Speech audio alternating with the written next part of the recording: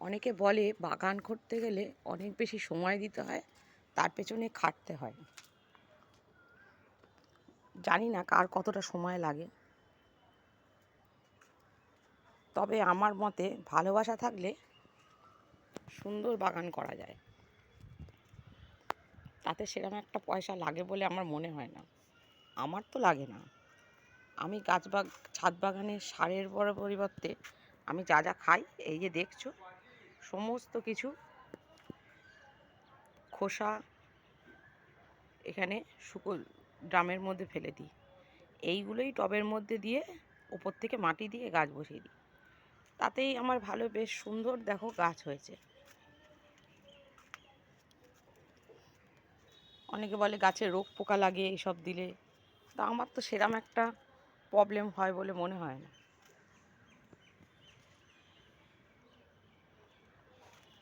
এখানে ডালিম ধরেছে,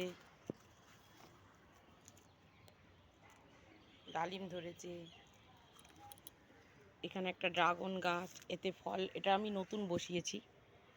এখানে একটা পুরনো ড্রাগন গাছ, এটাতে প্রচুর ফল হয়। এইবার ফুল আসার সময় হয়ে এসেছে। এটা আমার লেবু গাছ।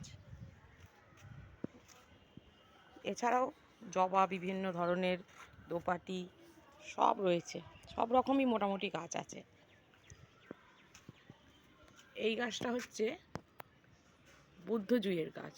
দেখো কত ফুলের কড়ি এসেছে। ফুল হলে তোমাদের সাথে শেয়ার করব। আর এখানে আর একটা ড্রাগন গাছ আছে, এই দেখো ফুল এসছে।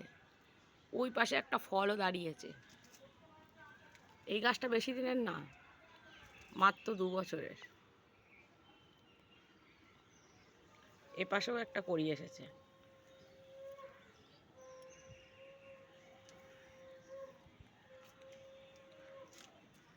আসল কথা, গাছের প্রতি ভালোবাসা থাকলে না, অনেক কিছুই অসাধ্যকে সাধন করা যায়।